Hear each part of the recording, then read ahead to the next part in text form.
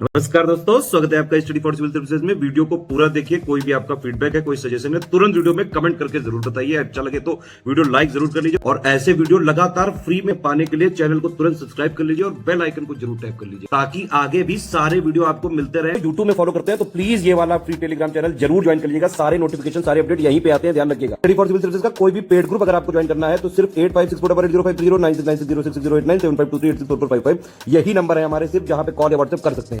Instagram पे हमारा page जरूर फॉलो कर लीजिएगा, studyforcivil.services है। ट्विटर पे हमको जरूर फॉलो कर लीजिएगा, @studyforcivils है। दोस्तों, इस वीडियो में हम हरियाणा राज्य का आर्थिक सर्वेक्षण देखने वाले हैं। 2021-22 का महत्वपूर्ण डाटा यहाँ पर उपस्थित है, तो आने वाली परीक्षा के लिए बहुत ज़्यादा महत्वपूर्ण है। एक बार अवश्य देखिएगा। आइए शुरू करते हैं। अर्थव्यवस्था और उसके परिप्रेक्ष्य में अगर हम देखें तो सबसे पहले तो आपको ये पता होना चाहिए कि राज्य का भूगोल कैसा है, मतलब उसके चारों ओर कौन कौन से राज्य स्थित है। ये एक सीमा रेखा है, मोटे तौर पे आप जानते भी होंगे। तो दिशा के हिसाब से अगर देखा जाए तो उत्तर दिशा में हिमाचल प्रदेश है, हिमालयी राज्य। इसके बाद पूर्व में देखिए, पूर्व में उत्तर प्रदेश है, पश्चिम में इसके पंजाब है। पंजाब एक बहुत बड़ा प्रांत हुआ करता था, बाद में उसका जो एक बड़ा हिस्सा है वो पाकिस्तान में चला गया, विभाजन हुआ तो पश्चिमी पाकिस्तान जो था वहाँ पर चला गया। जो बचा हुआ पंजाब था उसमें से भी हिंदी भाषी क्षेत्र हरियाणा के तौर पे अलग हो गया। तो ये जो बचा हुआ पंजाब है ये पश्चिम में स्थित, और दक्षिण में राजस्थान, ठीक है, दक्षिण दिशा जो है उसमें राजस्थान स्थित। तो इनसे, इन राज्यों से ये घिरा हुआ है, छोटा सा राज्य है। और यह राष्ट्रीय राजधानी दिल्ली से सटा हुआ राज्य है, तीन तरफ से ये घेरता है उसे। तो ये कुछ मोटी जानकारी है, ये आप भी जानते होंगे। अब यहाँ एक चीज़ और बताई गई कि हरियाणा देश का चौथा, ध्यान से देखिएगा, हरियाणा देश का चौथा सबसे बड़ा कपास उत्पादक राज्य है। प्रोडक्शन का जो डाटा होता है ना, उसमें ये जानना पड़ेगा आपको कि आपके राज्य, मतलब जिस राज्य का आप इम्तिहान देने जा रहे हैं, तो उसमें आपके राज्य की क्या स्थिति है, मतलब कौन सी पोजीशन पे वो है। तो कपास के मामले में वो चौथे नंबर पर है। और हरियाणा के प्रमुख उद्योग कौन कौन से हैं, तो औद्योगिक मामले में काफ़ी अच्छी बात है। यहाँ पर देखिए मोटर वाहन उद्योग है, इसके अलावा आईटी सेक्टर काफ़ी अच्छे से डेवलप है, कृषि तो है ही है, कृषि यहाँ की जान है, उसके अलावा पेट्रोकेमिकल ये भी है। और ऑटो की बड़ी कंपनियों और ऑटो पार्ट्स के जो निर्माता हैं उनके लिए पसंदीदा स्थान है, काफ़ी फेवरेट प्लेस है। और इसी कारण हरियाणा को यहाँ आप देख रहे हैं, ये देश का सबसे बड़ा ऑटोमोबाइल केंद्र है, सबसे बड़ा ऑटोमोबाइल केंद्र है। इसे ज़रा सा जूम कर लिया जाए, आप आराम से देख सकते हैं। पानीपत, ये जगह जो आप देख रहे हैं हरियाणा राज्य में है, और यहाँ पर स्थित है पानीपत रिफाइनरी यानी IOCL, और ये दक्षिण एशिया की दूसरी सबसे बड़ी रिफाइनरी है, दूसरी सबसे बड़ी रिफाइनरी है, जो कि बहुत बड़ी बात है। हरियाणा भौगोलिक दृष्टि से एक छोटा राज्य है, जैसा कि आपको बताया, क्षेत्रफल बहुत ज़्यादा है नहीं, पंजाब के बचे खुचे हिस्से में से इसको काट के अलग किया गया है। और ये देश का केवल, मतलब जो पूरा इंडिया का ज्योग्राफिकल एरिया है उसका टोटल 1.3% ही कवर करता है, बस उतना ही ये घेरने का काम करता है। और हरियाणा के स्थिर, अब यहाँ तक तो हमने कुछ फुटकर जानकारियों की बात की, मतलब कुछ जीके का जो आंकड़ा था उसको देखा, लेकिन अब असली इकोनॉमी यहाँ से स्टार्ट होती है। कहा गया कि 2011-12 की जो स्थिर कीमतें थी उस पर राष्ट्रीय सकल घरेलू उत्पाद में वर्ष 2020-21 के द्रुत अनुमानों के अनुसार, द्रुत अनुमान का मतलब होता है जो त्वरित अनुमान होते हैं, जल्दी के अनुमान होते हैं, तो उनके हिसाब से इनका 3.95% का योगदान है। मतलब योगदान कितना है, टोटल आपको प्रश्न देकर नीचे कुछ अंक दे देगा, परसेंटेज में दे देगा, तो उसमें से आपको 3.95% जो है उसको सेलेक्ट करना है, ठीक है। इसके बाद देखिए, अर्थ और सांख्यिकी विश्लेषण विभाग हरियाणा सकल राज्य घरेलू उत्पाद के अनुमान तैयार करता है। गुरु जम्भेश्वर विज्ञान प्रौद्योगिकी विश्वविद्यालय का अर्थशास्त्र विभाग जो है वो हरियाणा राज्य के सकल राज्य घरेलू उत्पाद के अनुमानों में सुधार के लिए अर्थ और सांख्यिकी विश्लेषण विभाग हरियाणा के साथ मिलकर काम करता है। तो ये दोनों जो है ये आपस में कोऑपरेट करके काम करते हैं और आवश्यक संशोधन भी करते हैं। वर्ष 2021-22 के अग्रिम अनुमानों के हिसाब से प्रचलित कीमतों पर राज्य का सकल घरेलू उत्पाद ये कितना है, 8,95,671.25 करोड़ रुपए है। इतना आप यहाँ पर देख रहे हैं। और ये वर्ष 2020-21 में, यहाँ देखें आप, कुछ मोटे अक्षरों में दिखाया गया है। तो 2020-21 में 0.5% की नकारात्मक वृद्धि की तुलना में, ये कैसी ग्रोथ है, नेगेटिव ग्रोथ है, तो इसकी तुलना में वर्ष 2021-22 में 18.1 की उत्कृष्ट वृद्धि को दर्शाता है। ये कैसी वृद्धि है, उत्कृष्ट है। और वर्ष 2020-21 का आपने यहाँ पे डाटा देखा, तो इसमें कहा गया कि वर्ष 2020-21 में दर्ज की गई जो 5.3% की नकारात्मक वृद्धि थी, उसकी तुलना में वर्ष 2021-22 का जो डाटा है उसमें सकल राज्य घरेलू उत्पाद स्थिर कीमत जो है, मतलब 2011-12 का जो बेस ईयर है उसकी कीमतों पर 9.8% की वृद्धि के साथ 5 लाख, यहाँ आप देख रहे हैं इसका डाटा, मतलब आंकड़े जो है वो भी जानना आवश्यक होता है। तो 5,88,771.21 करोड़ होने का अनुमान है, मतलब इतने रुपए होने का अनुमान है।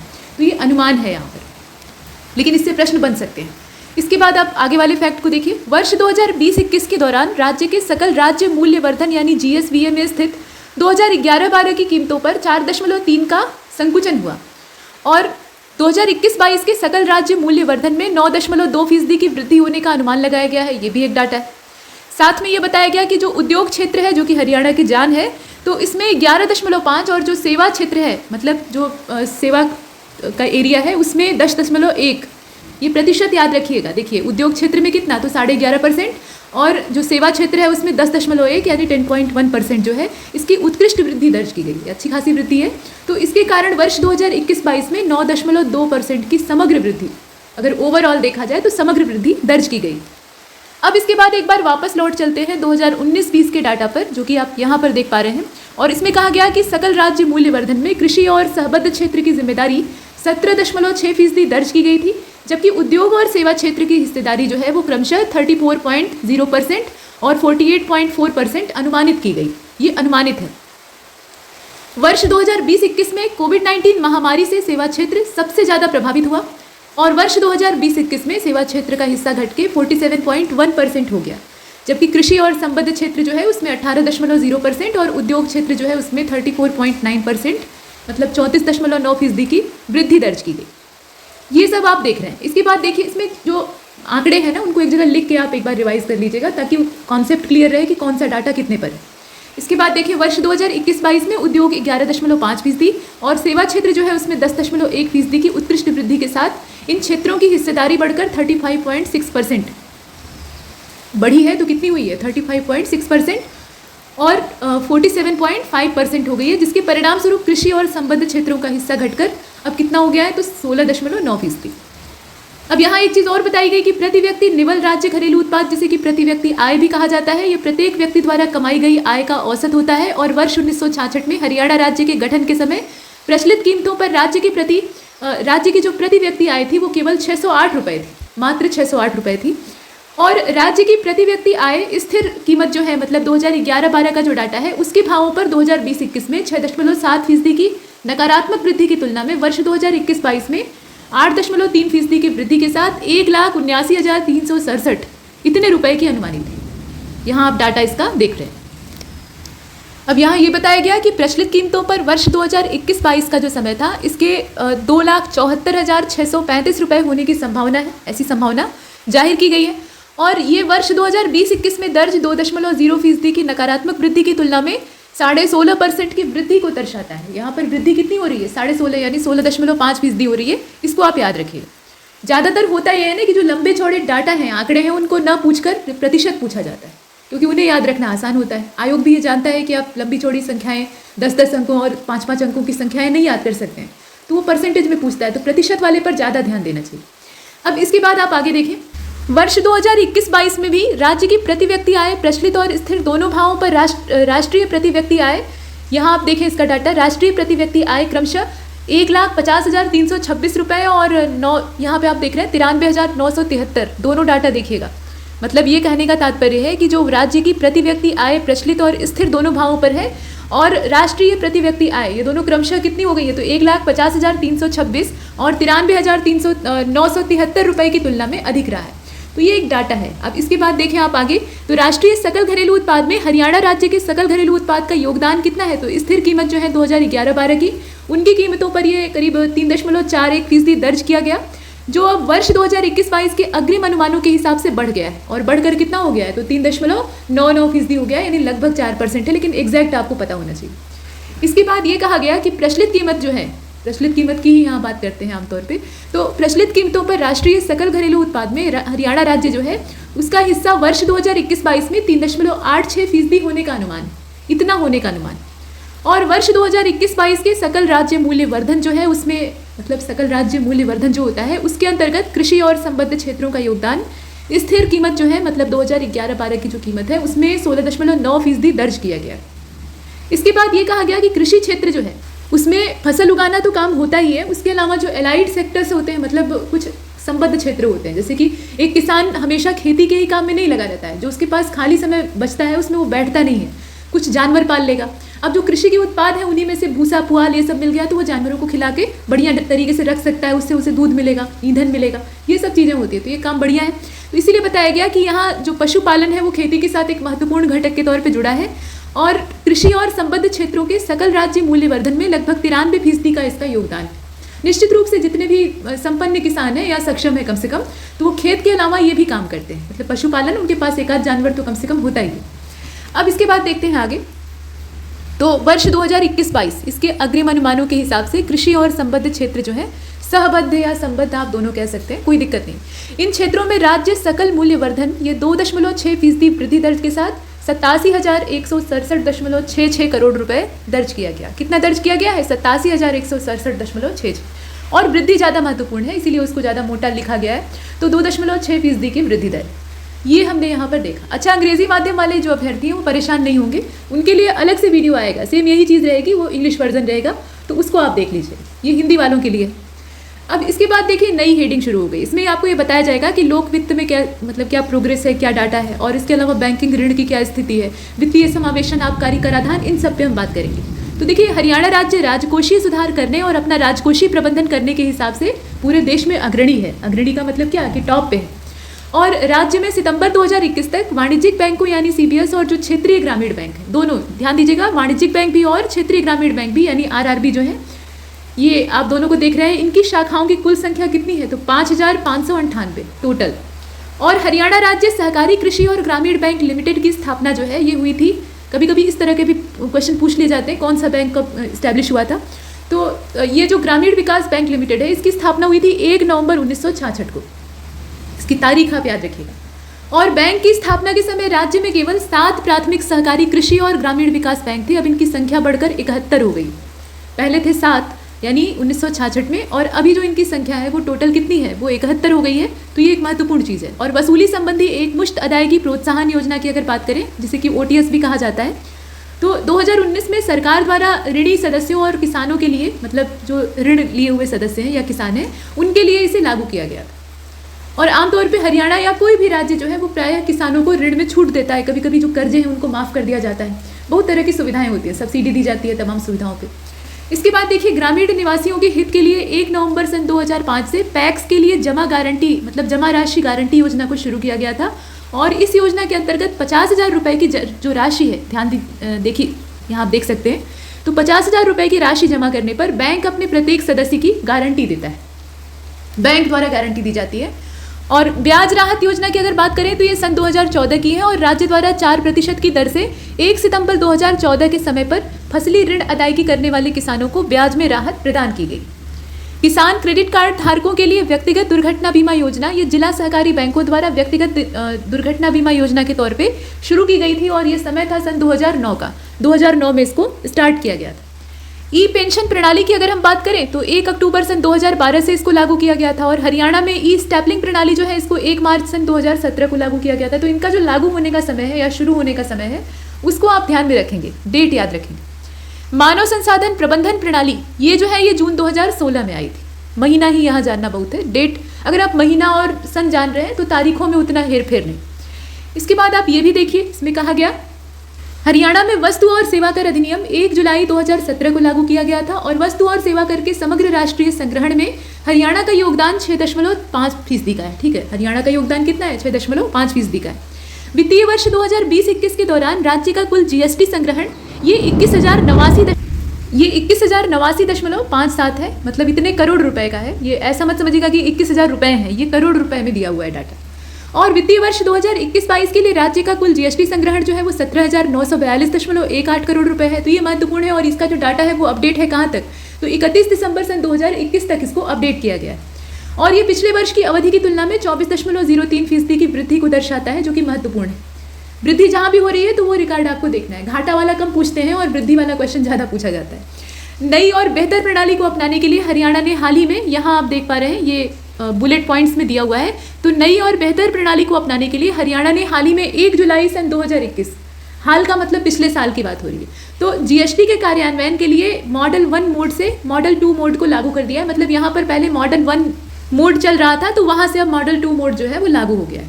और हरियाणा राज्य कारपोरेट सोशल रिस्पॉन्सिबिलिटी ट्रस्ट की स्थापना जो है ये 31 मार्च 2021 को हुई थी। ये भी लेटेस्ट चीज़ ही है, मतलब बहुत ज़्यादा नई नहीं है, लेकिन फिर भी आप इसको एग्जाम के पर्पज से पढ़ सकते हैं।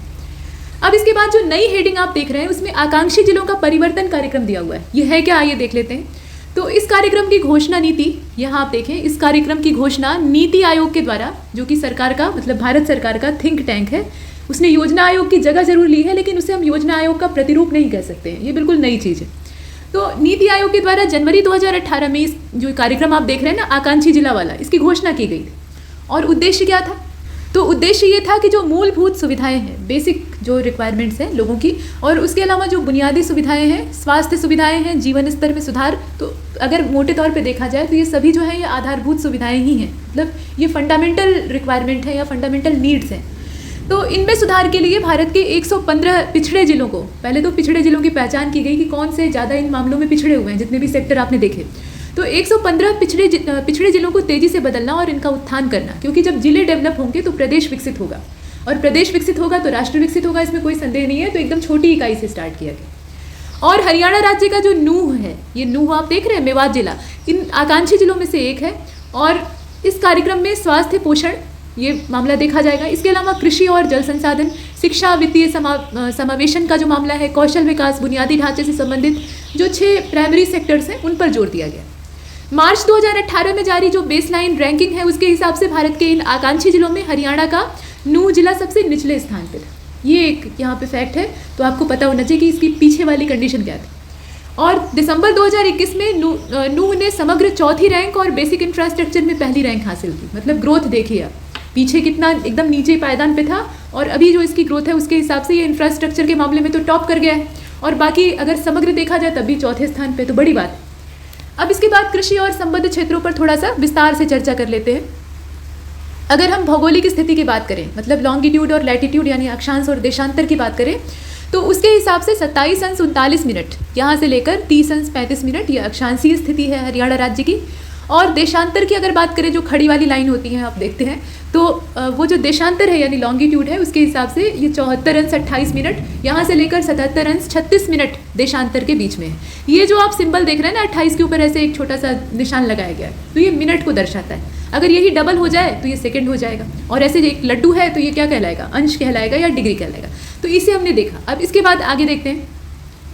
वर्ष 2020-21 के दौरान हरियाणा में सकल बोया गया जो अनुमानित क्षेत्र था वो 66.12 लाख हेक्टेयर था।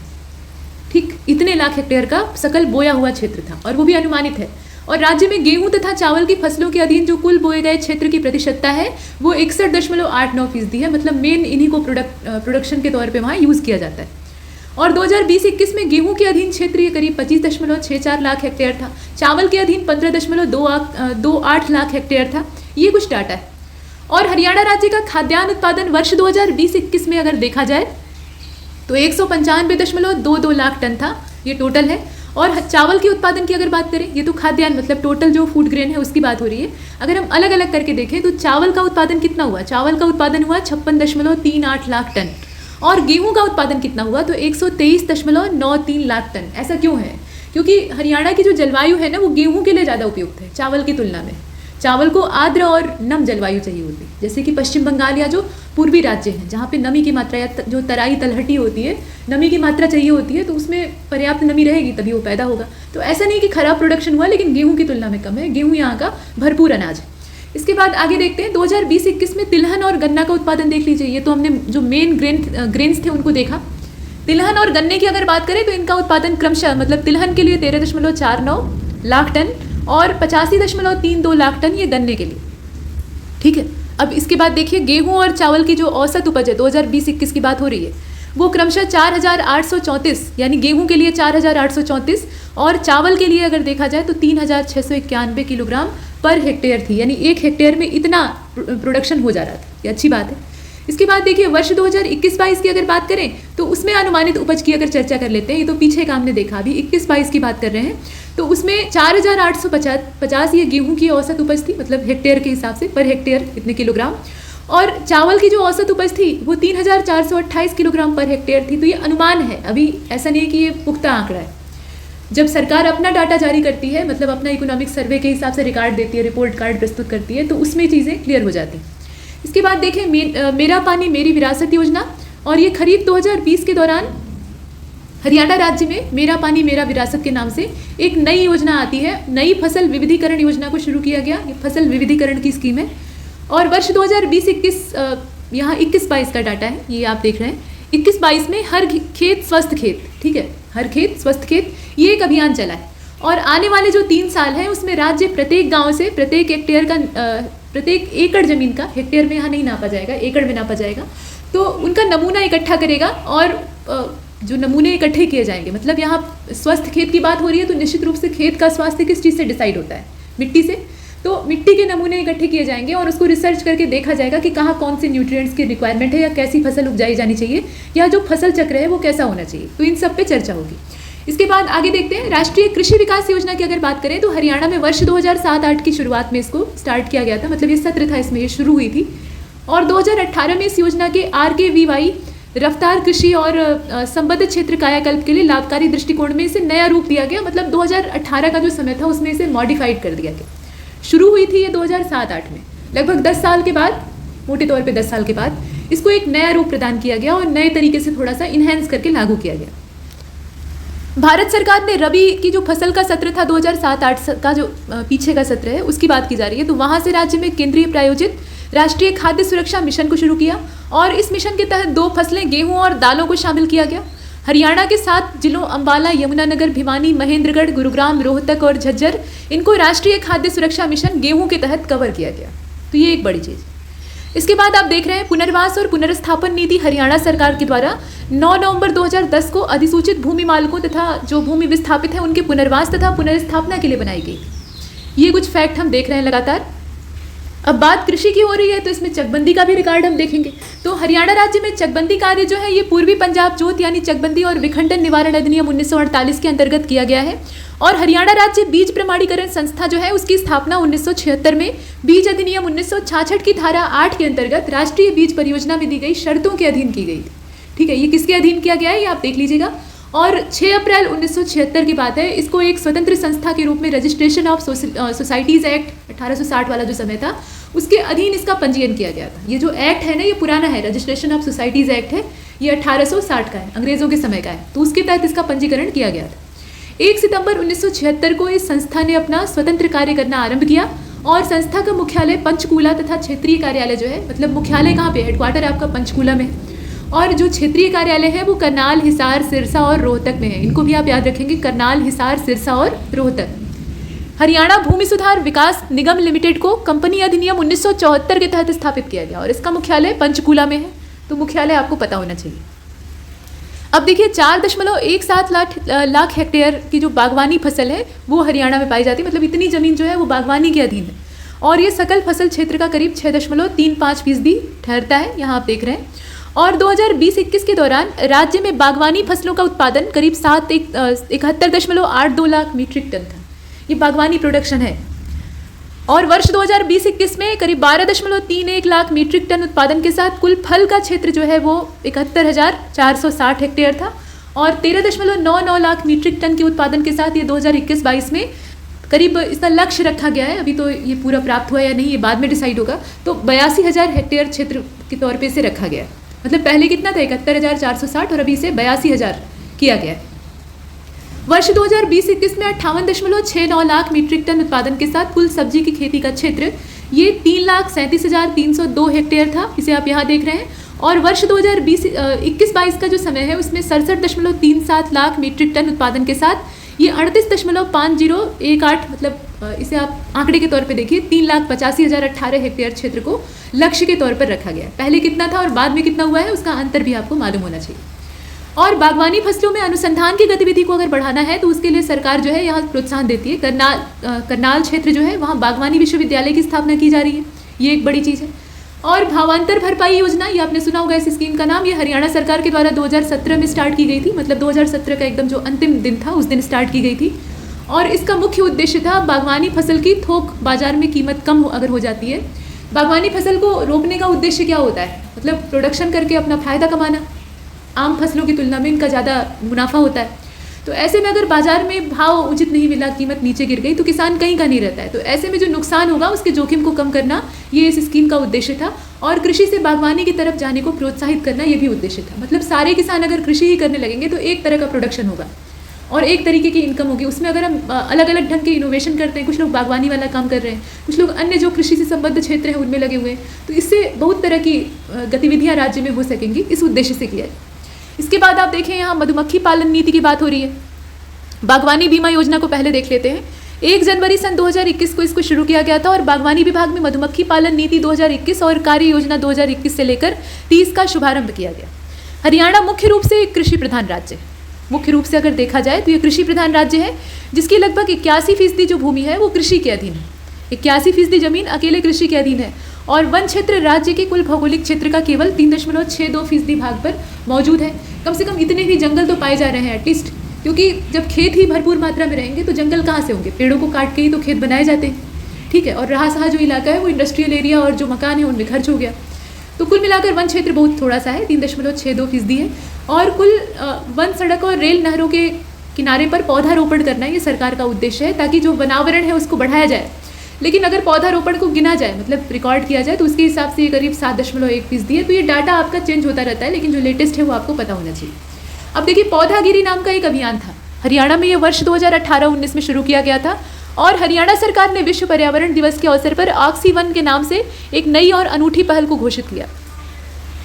वन विभाग के सहयोग से बॉम्बे नेचुरल हिस्ट्री सोसाइटी ने गिद्धों के संरक्षण और पुनर्वास के लिए पिंजौर के पास एक गिद्ध संरक्षण और प्रजनन केंद्र को स्थापित किया और यह योजना अगस्त सन 2001 में स्टार्ट की गई थी।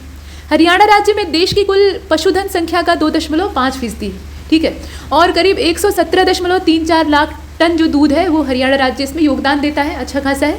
और ये देश के कुल दुग्ध उत्पादन का 5.56% से भी ज़्यादा है। हरियाणा राज्य में प्रति व्यक्ति प्रतिदिन दूध उपलब्धता जो है वो 405 ग्राम के प्रति राष्ट्रीय औसत के मुकाबले 1118 ग्राम है, जो कि देश भर में अगर देखा जाए हरियाणा राज्य की इस मामले में पोजीशन, तो वो दूसरी पोजीशन पे आता है। मतलब इस मामले में हरियाणा का कौन सा स्थान है? दूसरा स्थान है। हरियाणा राज्य भंडारण निगम 1 नवंबर 1967 को अस्तित्व में आया और हरियाणा राज्य कृषि विपणन बोर्ड का गठन ये 1 अगस्त 1969 को किया गया था। राज्य में मार्केट कमेटियों के संचालन और नियंत्रण के उद्देश्य से इसको किया गया।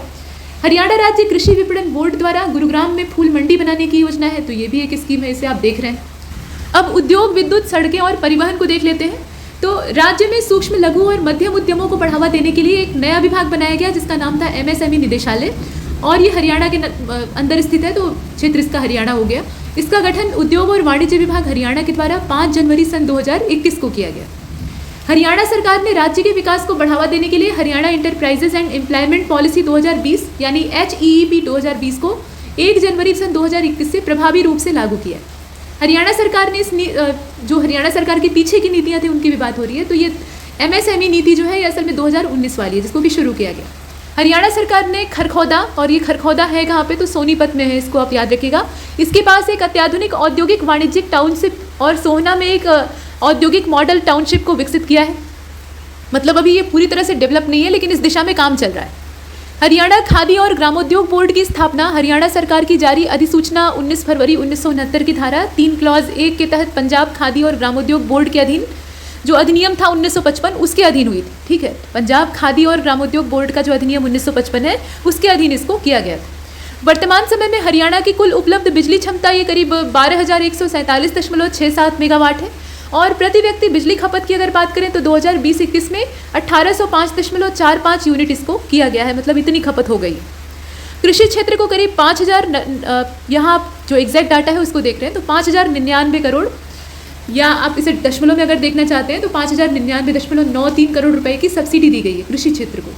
ये 2020-21 का है। और 2020-21 में राज्य ने 15,000 सोलर पंप स्थापित किए जाने का लक्ष्य रखा था, जो कि पूरा किया। और 2021-22 में जो PM कुसुम योजना है सोलर पंप वाली, उसके तहत करीब 22,000 पंप और 75% अनुदान के साथ उन्हें लगाने का लक्ष्य रखा गया।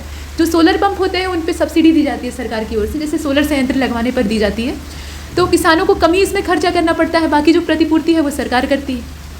अब यहाँ आप देख रहे हैं हरियाणा सौर ऊर्जा नीति में वर्ष 2022 तक 1600 मेगावाट की रूफटॉप सौर ऊर्जा परियोजनाओं को स्थापित करने की योजना बना चुका है और फरवरी 2022 तक राज्य में करीब 200 मेगावाट संचयी क्षमता की रूफटॉप सौर ऊर्जा परियोजनाओं को स्थापित किया गया है। यहाँ आप देख रहे हैं 200 मेगावाट। और फरवरी 2022 की अगर बात करें तो यहाँ तक लक्ष्य रखा गया था कि 330 गौशाला जो है उनमें 2 मेगावाट के सौर ऊर्जा संयंत्र स्थापित किए जाएंगे। हरियाणा सरकार ने 2022 तक 150 मेगावाट की बायोमास आधारित बिजली परियोजनाओं की स्थापना का लक्ष्य रखा है और हरियाणा जैव ऊर्जा नीति 2018 को अधिसूचित किया है। 31 अक्टूबर 2021 तक हरियाणा में यहाँ आप देख रहे हैं NHAI के द्वारा निर्मित, मतलब जो नेशनल हाईवे अथॉरिटी है उसकी बात हो रही है, तो उसके द्वारा निर्मित सड़कों की कुल लंबाई अगर देख लें, मतलब ये 31 अक्टूबर 2021 तक का डाटा है। तो नेशनल हाईवे अथॉरिटी जो है उसने जो सड़कें यहाँ बनाई है तो कुल लंबाई 2684 किलोमीटर है टोटल। और राज्य का जो PWD है यानी पब्लिक वर्क डिपार्टमेंट है उसके द्वारा जो सड़कें बनाई गई हैं उनकी लंबाई 330 किलोमीटर है। 31 अक्टूबर 2021 की अगर बात करें तो वहाँ तक हरियाणा राज्य में राजमार्ग सड़कों की लंबाई 1602 किलोमीटर थी, मतलब 1602 किलोमीटर थी, इसे आप देख रहे हैं। तो यहाँ तक तो हमने अवसंरचना देखी। अभी शिक्षा और सूचना प्रौद्योगिकी को देख लेते हैं। तो हरियाणा राज्य में मिड डे मील योजना के तहत प्रत्येक वर्ष नेशनल डीवॉर्मिंग डे मनाया जाता है। डीवॉर्मिंग करना ज़रूरी होता है, नहीं तो उचित पोषण बच्चों को नहीं प्राप्त हो पाएगा, तो उसके लिए एबेंडाजोल या जो तमाम टेबलेट्स हैं वो दी जाती है। इसके बाद देखिए राष्ट्रीय आविष्कार अभियान यानी RAA ये 14 नवंबर 2015 को विज्ञान और सीखने के संवर्धन कार्यक्रम में रुचि लेने के उद्देश्य से शुरू किया गया था। सुपर 100 के नाम से एक नया कार्यक्रम चला है जिसमें कि मेधावी छात्र जो हैं उनको मुफ्त कोचिंग दी जाएगी। भारतीय सूचना प्रौद्योगिकी संस्थान और राष्ट्रीय फैशन प्रौद्योगिकी संस्थान, पहले निफ्ट की बात कर लेते हैं। तो निफ्ट सेक्टर 23 पंचकूला कपड़ा मंत्रालय भारत सरकार के सहयोग से स्थापित किया गया है। इसमें जो मिनिस्ट्री इन्वॉल्व है वो कौन सी है? कपड़ा मंत्रालय है। भारतीय सूचना प्रौद्योगिकी संस्थान की स्थापना गांव किलोहट जिला सोनीपत में मानव संसाधन विकास मंत्रालय भारत सरकार के द्वारा की जा रही है। मुख्यमंत्री अंत्योदय परिवार उत्थान अभियान का उद्देश्य राज्य के ऐसे परिवारों का आर्थिक उत्थान करना है जिनकी की वार्षिक आय, मतलब पूरे साल भर की जो आमदनी है वो 1 लाख रुपए से कम है। आप सोच कर देखिए कि इस महंगाई के ज़माने में अगर किसी की एक्चुअल आमदनी, अब किसी ने उसको आय प्रमाण पत्र में कुछ और दर्ज किया है और असल में कुछ और है तो अलग बात है, लेकिन पूरे साल भर में वो आदमी 1 लाख भी नहीं कमा पा रहा है तो अपना जीवन यापन कैसे करता होगा? तो निश्चित रूप से ये योगदान देने वाली योजना है। तो उनके जीवन स्तर को सुधारना है, उनका आर्थिक उत्थान करना है, ये अंत्योदय परिवार उत्थान योजना है। इसके बाद आप देखिए हरियाणा कैशलेस समेकित पोर्टल। हरियाणा कैशलेस समेकित पोर्टल विकसित और शुरू किया गया और राज्य सरकार का इसको शुरू करने के पीछे उद्देश्य क्या है? डिजिटल जो पेमेंट होता है उसको बढ़ावा देना। आजकल हर चीज़ डिजिटल हो रही है और पेमेंट वाला तो आजकल बहुत ज़्यादा मतलब प्रचलन ही है, तो डिजिटल पेमेंट का यहाँ पे बढ़ावा देना उद्देश्य है और नकदी वाला जो प्रचारण है या प्रसारण है उसको कम करने का पर्पज़ है। हरियाणा राज्य 2018-19 का जो समय था उसमें उमंग प्लेटफॉर्म पर सेवाएं देने वाला पहला राज्य है। इसको आप देख लीजिएगा। इसके बाद स्वास्थ्य और महिला तथा बाल विकास की बात कर लेते हैं। स्वास्थ्य के साथ महिला स्वास्थ्य और बच्चों का स्वास्थ्य ये जुड़ा रहता है और ये देखना आवश्यक है। तो यहाँ आप देख रहे हैं कि कैंसर, मधुमेह और हृदय रोग, इसके अलावा जो स्ट्रोक्स हैं, इन सब के मतलब ये तरह तरह की घातक बीमारियाँ हैं। ठीक, कैंसर जो है वो कोशिकाओं की विकृति के परिणाम स्वरूप होता है, जहाँ मधुमेह की अगर बात करें तो ये अभावजन्य रोग है, मतलब इंसुलिन हार्मोन की अनियमितता से होता है। वैसे ही हृदय रोग है। तो इस तरह की जो बीमारियां हैं इनकी रोकथाम और नियंत्रण के लिए राष्ट्रीय कार्यक्रम में हरियाणा राज्य को कार्यक्रम कार्यान्वयन में सबसे अच्छा प्रदर्शन देने के लिए हरियाणा राज्य ने सबसे अच्छा परफॉर्मेंस दिया, उसके लिए पहली रैंक हासिल करने हेतु योग्यता प्रमाण पत्र दिया गया। और कोविड-19 की जो स्थिति थी उसमें स्वास्थ्य विभाग हरियाणा ये 28 अक्टूबर 2020 को स्कॉच गोल्ड रिस्पॉन्स टू कोविड-19 पुरस्कार जीत चुका है। मतलब कोविड में इसने काफ़ी अच्छा काम किया। जब पूरे देश की स्वास्थ्य सुविधाएं एकदम से अपना आखिरी सांस ले रही थी तो उस कंडीशन में हरियाणा ने अच्छा प्रदर्शन किया। उसके बाद देखिए हरियाणा में वर्तमान में 5 सरकारी मेडिकल कॉलेज हैं, मतलब ये चिकित्सा महाविद्यालय हैं, और 2 जो हैं वो सरकारी आयुर्वेदिक महाविद्यालय आयुर्वेद से संबंधित हैं। पंडित दीनदयाल उपाध्याय स्वास्थ्य विश्वविद्यालय की स्थापना, ये तो महाविद्यालय की बात की ना, अब यहाँ देखें आप कि जो पंडित दीनदयाल उपाध्याय स्वास्थ्य विश्वविद्यालय है इसकी स्थापना हरियाणा में ही की गई है, करनाल का जो कुटेल है वहाँ पर। और केंद्रीय वित्त मंत्री ने 1 फरवरी 2019 को अपने बजट भाषण में हरियाणा के रेवाड़ी में 22वें एम्स की स्थापना की घोषणा की थी। ये 22वें नंबर का एम्स होगा और हरियाणा में रेवाड़ी में ये खुलेगा। अब यहाँ आप देख रहे हैं कि हरियाणा में शिशु लिंगानुपात की अगर बात करें तो ये 2011 का जो डाटा है उसमें 830 था, मतलब 1000 जो यहाँ मेल्स थे या आप कह लें कि बच्चे थे, बालक थे, तो उन पर अगर बालिकाओं की संख्या अगर देखी जाए तो 830 थी, मतलब काफ़ी खराब लिंगानुपात था। लेकिन 2021 का डाटा, अभी जो सेंसस का आंकड़ा है वो तो आया नहीं है, आ जाएगा तो उसमें चीज़ें और क्लियर हो जाएंगी। लेकिन ये 2021 नवंबर तक का हम अगर आंकड़ा देखें, मतलब लोकल आंकड़ा देखें, तो उसमें 910 तक ये पहुंच गया है। और जो नेशनल फैमिली हेल्थ सर्वे का अपना रिपोर्ट डाटा जारी होता है उसमें ये देखा गया है कि पूरे देश का जो लिंगानुपात है वो बढ़ गया है, मतलब महिलाओं की तादाद पुरुषों की तुलना में ज़्यादा हो गई है, जो कि प्रशंसनीय है। इसके बाद आप ये भी देखिए कि वर्ष 2015 में हरियाणा सरकार के द्वारा जो घटता लिंगानुपात था उसकी समस्या को कम करने के लिए काफ़ी प्रयास किए गए थे और लड़की के जन्म के प्रति समाज की सोच को बदलने के लिए आपकी बेटी हमारी बेटी योजना राज्य सरकार के द्वारा लागू की गई। और मजे की बात यह है कि लिंगानुपात में भले ही राज्य खराब प्रदर्शन करे, लेकिन महिलाओं की यहाँ पर हर क्षेत्र में बढ़ चढ़कर भागीदारी है, मतलब यहाँ की महिलाएं दमदार होती हैं। इसके बाद देखें, हरियाणा कन्या कोष राज्य में मार्च 2015 में बालिकाओं और महिलाओं के विकास और उन्नति के लिए इसका गठन किया गया था। मतलब ये जो हरियाणा कन्या कोष है इसकी स्थापना क्यों की गई थी? बालिकाओं और महिलाओं के विकास और उन्नति के लिए। तो ये 2015 का समय था। फिलहाल यहाँ पर स्वास्थ्य संकेतक आप देख लीजिए, तो स्रोत सहित जो सूचकांक है वो दिए हुए हैं, साथ में वर्ष दिया हुआ है। अब यहाँ आप देखें, पहले तो नवजात मृत्यु दर जो है वो कितनी है, तो वर्ष 2021-22 की अगर बात करें तो ये 22 थी, मतलब SRS 2018 की अगर बात कर रहे हैं तो उसके हिसाब से, ठीक। यहाँ डाटा है तो डाटा को आप शॉर्टकट में ही देखिए।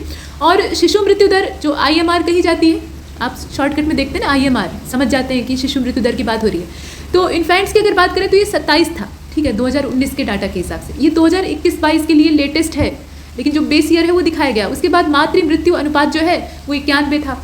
इसी प्रकार से स्रोत सहित सूचकांक अगर यहाँ इस साइड वाला आप देखें टेबल का, तो इसमें 5 वर्ष से कम की जो मृत्यु दर है वो 36, जबकि जन्म के समय लिंगानुपात जो था यानी CRS की बात की जाए तो ये 922 था, दिसंबर 2020 तक का अपडेटेड है। और संस्थागत वितरण की अगर बात करें तो ये 96% था। और ये डाटा कहाँ तक का है, तो 2021-22 सितंबर का जो डाटा था वहाँ तक, मतलब सितंबर 2021 तक का कम से कम ये अपडेटेड है। तो ये तो बात हुई स्वास्थ्य संकेतकों की। अब यहाँ पर देख लेते हैं पंचायती राज और ग्रामीण तथा शहरी विकास के बारे में।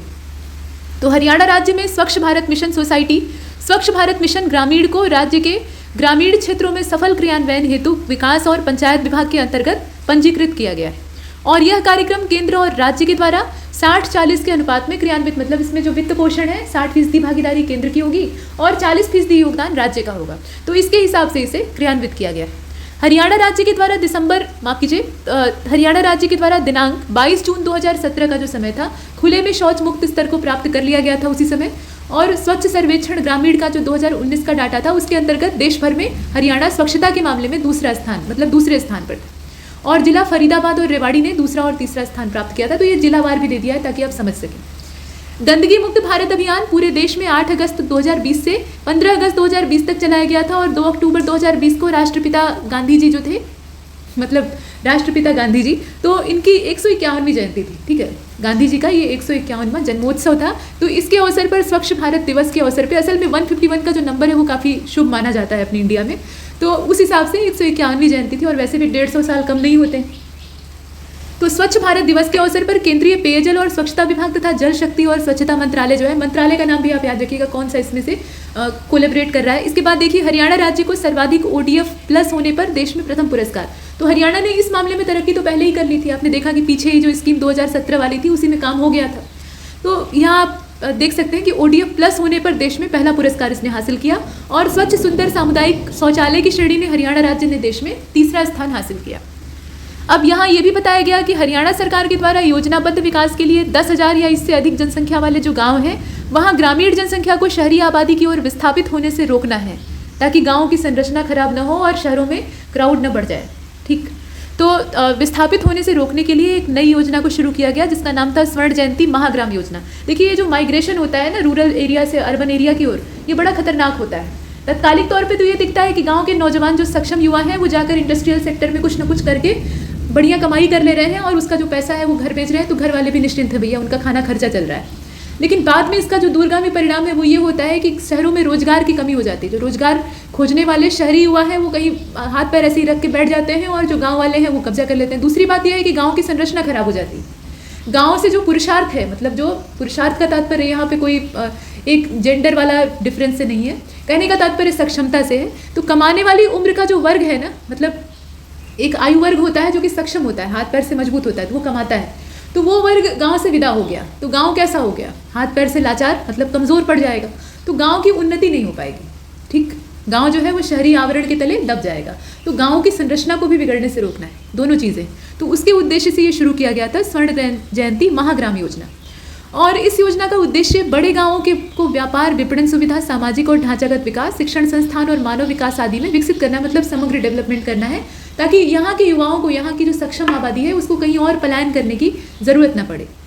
हालांकि इसमें समय लगेगा, लेकिन ये प्रशंसनीय पहल, ऐसा होना चाहिए। महात्मा गांधी ग्रामीण बस्ती योजना 2 अक्टूबर 2008 में शुरू की गई थी। कुछ लोग ये सोचते हैं कि गांव से लोग विदा हो जाएंगे और चले जाएंगे शहरों में, तो इससे गांव शहर बन जाएगा। ऐसा नहीं है, गांव और पिछड़ जाएगा और शहर जो है वो और भीड़ भाड़ वाले हो जाएंगे। ये माइग्रेशन खतरनाक होता है। अब यहाँ देखिए 2 अक्टूबर 2008 को इसको शुरू किया गया था। वैसे भी आप इससे गेस कर सकते हैं, महात्मा गांधी का है तो ये मतलब महात्मा गांधी के नाम से ये योजना है, ग्रामीण बस्ती योजना, तो निश्चित रूप से उनके जन्म दिवस और 2008 का जो समय है उसको आप याद रखें। दीनबंधु हरियाणा ग्रामोदय योजना की अगर बात करें तो ये गाँव के विकास के लिए आई थी और महान नेता स्वर्गीय छोटू राम जी के नाम पर इसका शुरुआत किया गया था। ठीक है, हरियाणा के ये काफ़ी महान नेता थे। हरियाणा राज्य ग्रामीण स्वच्छता पुरस्कार योजना ये हरियाणा में 26 जनवरी 2018 को 7 सितारा इंद्रधनुष योजना के तौर पे शुभारंभ की जाती है। और इसके साथ कहा गया कि इसके अंतर्गत हरियाणा राज्य में सबसे अच्छा प्रदर्शन करने वाली जो ग्राम पंचायतें हैं उनको रिकॉग्नाइज किया जाएगा और उन्हें पुरस्कृत और प्रोत्साहित किया जाएगा। स्मार्ट सिटी मिशन की बात करते हैं तो शहरी विकास मंत्रालय की शर्तों के हिसाब से राज्य सरकार के द्वारा हरियाणा में 2 शहरों फरीदाबाद और करनाल को स्मार्ट शहरों के रूप में विकसित किया गया है। और फास्ट ट्रैक स्मार्ट शहरों के अंतर्गत 21 मई सन 2016 को फरीदाबाद का चयन किया गया तथा 26 जून 2017 को तीसरे दौर में करनाल को बतौर स्मार्ट सिटी चयनित किया गया। माननीय मुख्यमंत्री जी के द्वारा वित्त वर्ष 2021-22 के राज्य के बजट भाषण के दौरान मेरा शहर सर्वोत्तम शहर योजना को घोषित किया गया। ये एक चीज़ है। और यह योजना राज्य से वित्तीय लाभ प्राप्त करते समय एक उभरती हुई शहरी चुनौती में भाग लेने के लिए सभी शहरी स्थानीय निकायों को लॉन्च पैड प्रदान करने की परिकल्पना प्रदान करती है। मतलब ये क्या है, एक तरह का लॉन्च पैड है। और माननीय मुख्यमंत्री जी के द्वारा वित्तीय वर्ष 2021-22 में जो राज्य बजट भाषण था उसके दौरान मुख्यमंत्री समग्र शहरी विकास योजना की घोषणा की गई थी। ये नई योजना है तो इसको आप ध्यान दीजिएगा। और वित्तीय वर्ष 2021-22 के राज्य बजट भाषण के दौरान एक नई योजना और लागू की गई थी, जगमग शहर योजना, इसकी घोषणा हुई थी। और जगमग शहर से आप वैसे भी अंदाज़ा लगा सकते हैं कि कुछ बिजली बत्ती की बात चल रही है। तो ये योजना शहरी क्षेत्रों और सड़कों पर जो नई ऊर्जा कुशल मतलब जो एनर्जी इफिशिएंट LED लाइट्स हैं उनको लगाने के पीछे चली थी। तो यहाँ तक हमने इकोनॉमिक सर्वे का डाटा कवर किया है। ऐसे ही बजट वाला एक अलग वीडियो आएगा और अंग्रेजी माध्यम वाले बंधु उनके लिए अलग से वीडियो बनेगा, तो वो परेशान नहीं होंगे। तब तक के लिए नमस्कार।